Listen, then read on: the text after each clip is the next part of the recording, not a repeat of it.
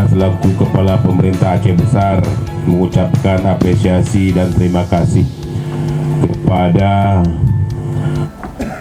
para KKN yang dari UGM yang hari ini telah melakukan penutupan Festival Akbar KKN PPM UGM di Pulau Aceh, yaitu tepatnya di Pulau Nasi.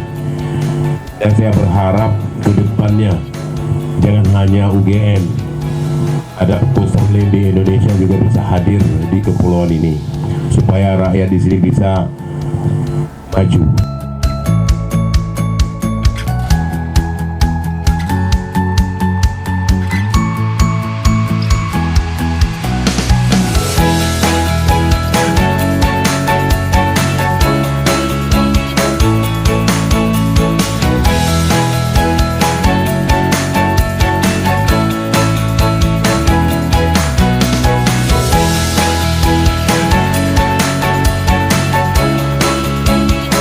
Aceh 2025.